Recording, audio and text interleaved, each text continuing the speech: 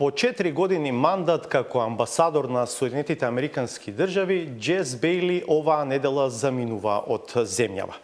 Вечерва е во студиото на 360 степени за да разговараме за некои актуелни теми, но и прашање што го обележа целиот овој 4-годишен мандат. Добро вечер, добре дојдовте во ова последно политичко интервју за време на вашиот амбасадорски мандат.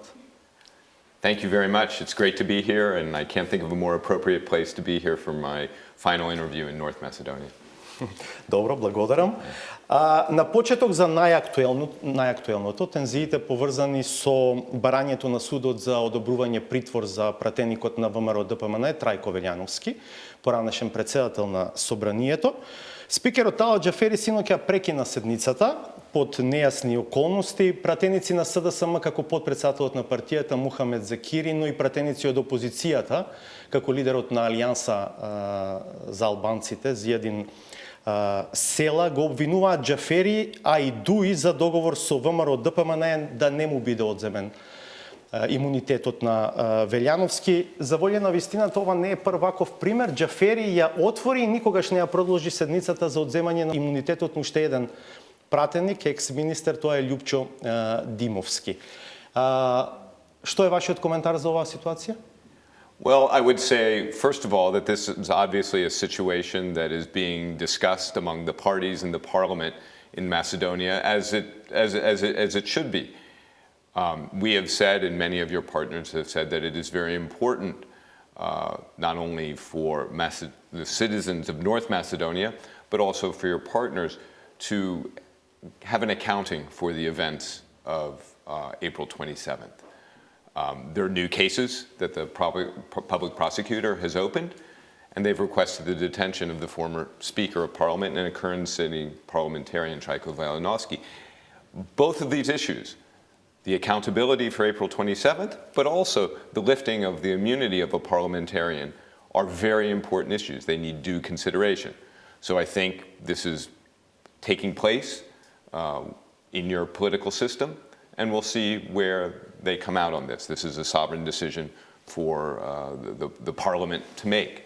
And so this needs to be weighed against the issue of accountability as well. I would say one observation, though, is that this is about the question of a detention, not a question of whether a case goes forward by the public prosecutor. That is the public prosecutor's decision. This is about simply the detention of a sitting member of parliament. Нема да влезете во коментирање на алузиите за договори Дуи ВМРО ДПМН. I'm not gonna. There are lots. I'm sure there are plenty of commentaries out there of what this means, who's talked to whom, and all of that. I'm not going to get into that. We're looking at the fundamental issues, that it is a serious matter, the detention of a parliamentarian. That is a serious matter. It is also a very important matter to have an accountability for the events of April 27th. That's what we look at. Втор пат го нагласувате тоа дека треба да има одговорност за настаните од 27 април, но и самиот сте свесен дека во една фаза беше донесен закон за амнестија и дел од луѓето кои што беа обвинети за тие настани од 27 април беа амнестирани. Дел од нив пратеници кои што потоа беа дел од мнозинството кој што гласаше за уставните измени кои што произлегуваат од договорот од Преспа. Дали не беше платена превисока цена во однос на владењето на правото, што неспорно е важен принцип во една демократија? Right. Well, I would make two observations. First of all, this is a country, North Macedonia, that is in need of some reconciliation, where the divisions are very sharp.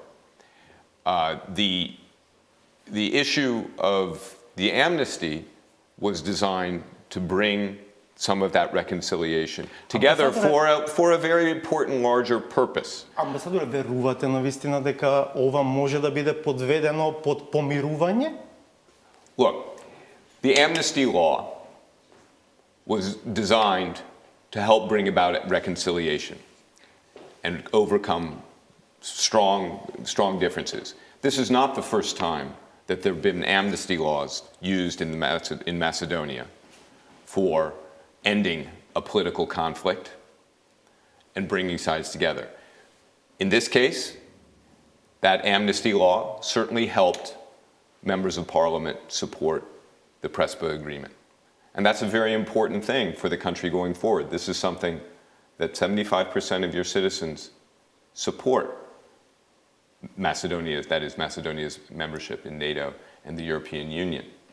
So I think it was adopted in an open, transparent manner by Parliament, number one. Number two, it did not stop the issue of broader accountability for the events of April 27th. That process, as we've just discussed, goes on, and indeed the investigation has expanded somewhat since those laws were passed in December. So I think you're going to have to, if you're looking at this as it wasn't too high a price to pay, you're going to have to look at this in the broader context of Macedonia's progress towards its strategic goals, and in the context of how these cases play out within the legal system. You have the case that was just opened, but you also have the final arguments in the original cases on April 27th. So that the key principle of accountability, I think, for the events of April 27th is preserved. Дали сепак по потреба не применувате двојни стандарди во однос на прашањето за владење на правото? I don't apply double standards in the rule of law. In this case, the parliament voted a law and the courts applied that law. Correct? The sovereign parliament of North Macedonia voted a law to amnesty a certain number of, certain class, shall I say, of defendants in the case. And they had to apply for the amnesty. That law was carried out. Знаете дека And the issue of accountability for April 27th continues. Знаете дека и председателот Ѓорѓе Иванов имаше законско право да ги помилува личностите што ги помилува. Па вашата реакција тогаш беше многу критична. It was indeed quite critical, but I think there's a significant difference there. The first is that pardon law, or those pardons, were stopping all legal processes in those cases, in the named cases. So there were going to be no legal processes, there was going to be no courts going through this. The amnesty law that was passed in December did not stop the legal processes, the broader legal processes of other categories of defendants. Those who were involved in actual violence, those who were involved in the planning and so forth of April 27th. And those continue out. We'll see how those cases are decided. So I think there's an enormous difference between those two issues. I can understand people being upset about it. I can understand that. But at the same time, I think you have to look at broader issues as well. And indeed, this was part of a reconciliation package, if you will, that helped bring about the votes for Macedonia's, the constitutional amendments that have allowed Macedonia to now have NATO membership very close to becoming a reality. Добро, можеме да продолжиме оваа дебата, но јас ќе запрам овде. Кога сме во овој корпус на теми поврзани со работењето на судството, јавноста дозна дека сте испратиле писмо на неколку судски адреси, во кој што меѓу другото поедноставено велите не користете го името на амбасадата и не зацкривајте се зад името на амбасадата кога носите определени одлуки. Зошто навистина решивте да го испратите тоа писмо? We wrote that letter after hearing repeatedly from various people that the Americans had said this about this case, the Americans had said that, all of which was just misusing our embassy, our government's name. We are quite clear that we believe that justices should apply the law and apply the facts to the law in judging cases. We've worked with judges for many years. That's what we try to convey. That's our advice on a case, is apply the law and apply the facts. And that's how you judge a case. We don't have an opinion on the outcome. That's not our role. We've provided training programs and that sort of thing. But so when people say the Americans have said do this, that's just misuse of our name and our views. Кому се го пративте тоа писмо? We sent the letter to Judge Jolev, and we sent it to some other addressees as well. Again, most of the issues we were hearing about were on cases that were in the Skopje 1 court, that we did this, that we did that. So we addressed it to the president of the court, as I think is known. Добивте одговор? We didn't receive an answer, except that I think they appreciated the letter and appreciated the clarification that we made in the letter, which was things they already knew from their interactions with us. Тоа што сте го пратиле до председателот на Основниот суд Скопје 1 Џолев, значи дека и од него доаѓале таков тип на изјави? The point wasn't to address any particular accusation. It was the accumulation of these things that we were trying to address. So that it was sent to the president of the court was because of his position. Дали по писмото запреа гласините? Дали се уште слушате такви гласини? I don't hear those rumors very much now. That's true. I think it's also important to note that I think the letter is out there in public. So we're pretty transparent about what we do. Што мислите за досегашната работа на специјалното јавно обвинителство? Имате ли впечаток дека, ќе ги цитирам колегите од Призма, дека СЈО се почесто реагира на политички импулси? As a general matter, on the work of the special public prosecutor, that office, that institution has made very important strides in North Macedonia for combating corruption and abuse. If you look at how such cases were handled, say pre-2015, 2016, when it actually began to operate, that institution has developed a very good capability of handling complex cases of corruption that sometimes involve financial matters, and has been able to go through the wiretap materials and indict now around 20 cases. Those cases are proceeding. We think those cases need to proceed to their logical conclusions.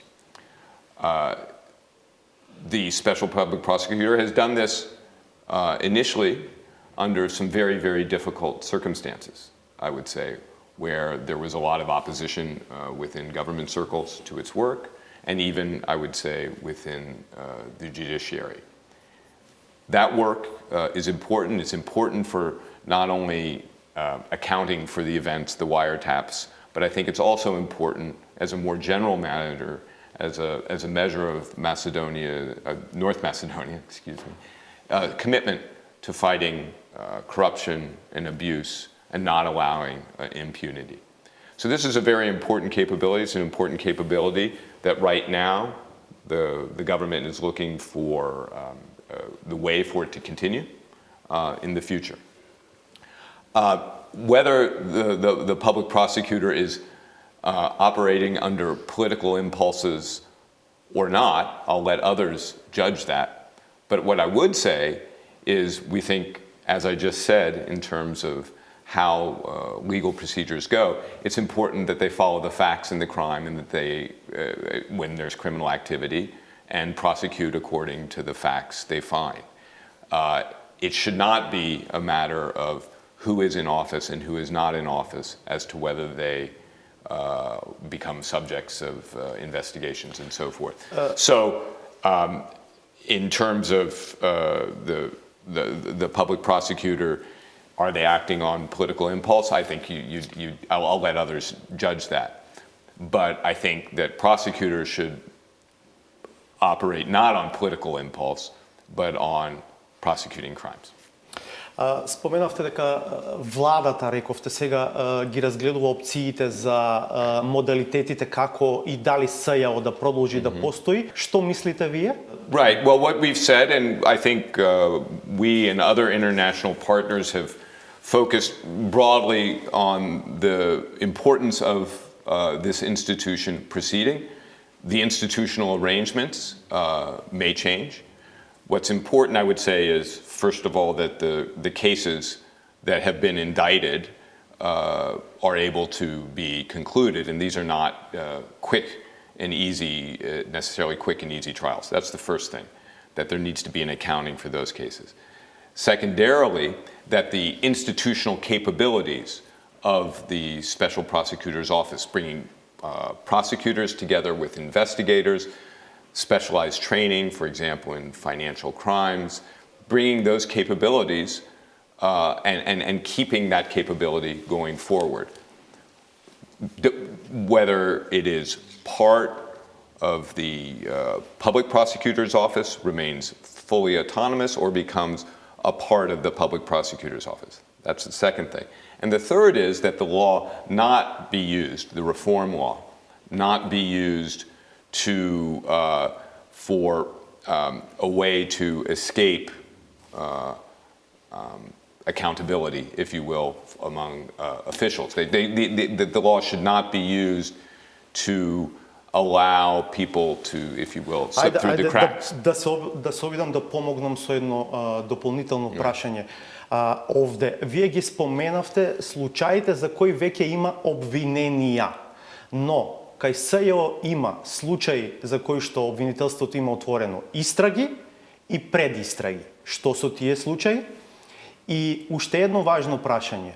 Дали кога го велите ова третото, да не се обидува некој со законот да ја избегне одговорноста и правдата, дали при тоа мислите дека кај СЈО треба да останат во посет и прислушуваните разговори и СЈО да може и понатаму да отвора случаи врз основа на индиции од прислушуваните разговори?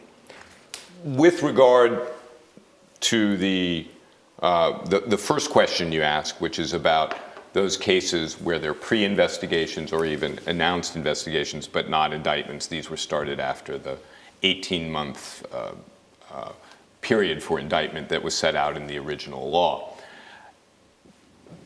I think that's going to be a matter for the government, for Parliament, to decide about how that moves forward. And they will, if the SPO, the Special Prosecutor, is not able to continue those cases, I think the Public Prosecutor has said that they would look into them and see whether they can and would pursue them. And I think that's the important thing, is that the cases be able to proceed. Now, the secondary question is, will they be able to use the wiretap materials? I think it's important to understand that, at least from what I know of the cases, that the wiretap materials constitute only a part of the case, that there are other elements of evidence that the Special Prosecutor has developed, financial records, all sorts of things, testimony of individuals that put the case together. So whether or not the wiretap material can continue to be used as evidence in a case, again, that's going to be a decision within the proposal of the law, but also within the Parliament. And indeed, that question may at some point go to a higher court for ruling. So the importance is, I would say again, that the prosecutor, be it the Special Prosecutor or the regular Public Prosecutor, be able to pursue cases, investigations of abuse, of corruption, and so forth. Apply the law as it is, They don't get to write the law, they get to apply the law and move forward. The use of the wiretap materials was a controversial thing, and so that is something that Parliament will look at again. Што мислите за така нареченото правно мислење што го донесе Врховниот суд, со кое практично се што има преземено СЈО по 29 јуни 2017 се смета за незаконско? The Supreme Court, in its non-binding, at least officially, opinion, has ruled on the issue of whether the 18-month deadline applies according to the calendar, or whether it applies for when the materials were received. That was never a matter of settled law here. So it has always been an open question. I think what the important thing is, and in reaction to the Supreme Court's decision, was that the special public prosecutor and the public prosecutor said that they will proceed if courts adopt this ruling, that they will look for ways to transfer those cases to the public prosecutor, and then they would be able to proceed.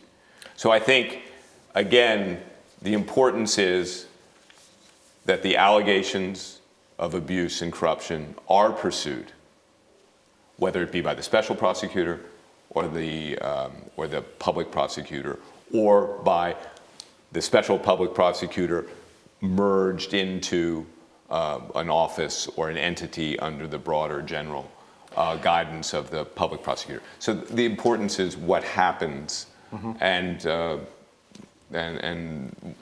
that remains actually to be seen. Амбасадата беше многу гласна за демократското назадување во годините од владењето на ВМРО ДПМН. Сега некако сте воздржани. Дали тоа значи дека нема што да изабележите на актуелната влада? Look, we continue to care deeply about democracy, about the independent judiciary, about the rule of law. We continue to talk about those issues all the time. I would say now the difference is that I think you find much more public discussion, much more critical discussion between the government and the media, civil society, and so forth about these issues. People are not only pointing out areas quite openly of where the government is perhaps not living up to some of the promises it made. It's pointing out issues of abuse. For example, the current discussion that's talking about clientelism and nepotism and so forth. That those issues are being brought up, that those are being discussed by journalists, by civil society, by citizens quite openly. That's a normal functioning democracy. The issue is not whether or not there are faults about it, but the issue is, are those being discussed and handled through politics, through institutions? And I would say there is a difference there. Where we see issues of concern, we will continue to talk about them. We have our annual human rights reports and so forth. We will continue to do that. Амбасадата објави едно интересно видео во кое одговарате на 50 прашања, но не одговарате само едно прашање. А ве прашуваат кој ви е омилен премиер, Груевски или Заев. Ќе одговорите вечерва? It doesn't really matter whether or not I have a favorite. What's important is who the citizens of North Macedonia elect. And we respect the choices that your citizens make. So it doesn't really matter whether I have a favorite or not. Што мислите за опозицијата и незината улога? Сметате дека таа со новото раководство се реформираше себе си во однос на стратешките правци? We honestly had hoped that the opposition would, at the time, support the Prespa agreement. We think that was a good agreement that is in line with the strategic perspectives of North Macedonia, its desire for European integration, membership in NATO and the EU. We understand the difficulties of supporting the agreement, but at the same time, we would hope now that the opposition, both the opposition and the government, can focus on issues of unity, where there's a broad consensus, I would say, within this country on many issues. Issues that need to be resolved. I would say rule of law is one of those. Other them are more practical things, such as pollution in Skopje. That these are issues which should bring parties together in constructive discussion. I think, I would hope that the opposition would continue to support North Macedonia's membership in NATO. It has been committed to that for many years. It may not have supported the way in which this agreement came about, but now this is the reality. This is a great opportunity for the country. So we would hope that they would do that. They have a very important role in the functioning of democracy here, and I would hope that they will do that. In terms of reform inside the party, that's the party's business. But we will. Да. Кога сме кај договорот од Преспа, сега целиот процес практично по подпишувањето на пристапниот протокол за Северна Македонија во НАТО е на ратификација кај земјите членки. Може ли да се проценува кога во Сенатот на САД ќе се случи ратификација на пристапниот протокол?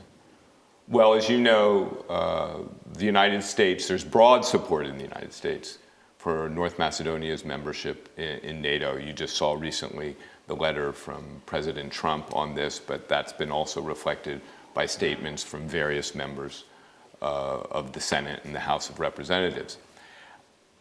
The process for our ratification is a process that was developed when Poland, Czech Republic, and Hungary joined in 1999.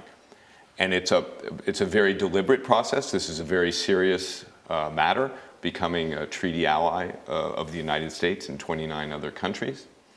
And so the process, there's a certain number of reports that the administration, the State Department, various other departments of the government report to Congress. Those reports are then evaluated by the General Accounting Office. And then when that is done, the Senate Foreign Relations Committee will begin the formal process of hearings and ratification. We just had Senate staff, senior staff here last week explaining this process to government officials.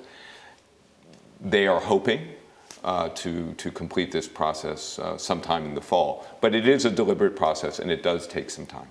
Го споменавме Конгресот, никогаш не слушнавме што се случи со истрагата на Канцеларијата за отчетност, Government Accountability Office, за начинот на кој што се делени парите од американската помош во земјата, истрага што би требало да ве вклучува и вас. Right. The GAO report, report on those activities, it continues. We have answered numerous questions from them here and in Washington, various agencies within Washington. You'd actually have to ask them and the Congress when they expect it to be out, but from what I've heard, they're expecting it to come out maybe sometime in the spring or summer. But they've reviewed several years of U.S. assistance and U.S. involvement, and we'll see what they have to say. The key part here is that Congress has the right, through its independent investigative arm, that is the GAO, to ask questions, and we answer the questions. And that's how our process works. We didn't have anything to hide here. And so we answered all the questions as best we could and provided documents, and so it's a pretty exhaustive process. Добро, завршуваме со интервјуто. Вие заминувате оваа недела од Северна Македонија, дојдовте во Македонија, заминувате од Северна Македонија. Што ќе ви биде, амбасадоре, прва асоциација за земјава по заминувањето? My association would be over the 4-year period It was not necessarily an easy period, but it's one that is allowing a much, much deeper partnership and relationship between our two countries, between the United States and North Macedonia, with you're on the cusp of becoming a treaty ally of the United States. That's a big deal for my country. I think that will be a contribution to peace and stability in the region, and I think it will also help this country very much move forward more securely, more sure of itself in the world for a more prosperous, inclusive, and secure democracy. So that's going to be my impression, is that through all the ups and downs and the turmoil, we're going to have a better and even deeper relationship. Малкумина може би се сеќаваат дека дојдовте на 10 февруари 2015-та, само еден ден по првата пресконференција на Зоран Заев, на која што прв пат беа објавени прислушувани разговори. Практично дојдовте среде голема политичка криза во земјата. Indeed, I think it was a deep political crisis. And I would say a couple of things about that I think are important. At each key moment in this crisis, whether it be the Prigionneau Agreement, whether it be the appointment of the special public prosecutor, whether it be the resignation of then Prime Minister Gruevski to allow for elections, whether there would be elections after the pardons, each of these things, people said, there'll never be a positive result. We'll never get anywhere. You had the elections, then it became, well, the government, this will never happen. The process has ended. No, it went forward. You got the agreements with Greece and Bulgaria, then it became, wow, well, it'll never pass. We'll never get to that moment where Greece ratifies our membership in NATO. But yet it happened. And what I take away from all of that is that if you think about it in this way, that is something that the vast majority, 70, 80, I don't know, 90% of people supported in this country, that if people focus on those things that unify the country, then you can go a very, very long way and overcome a lot of obstacles. Ви благодарам за ова интервју и ви посакувам се најдобро понатаму во вашиот живот. Thank you very much.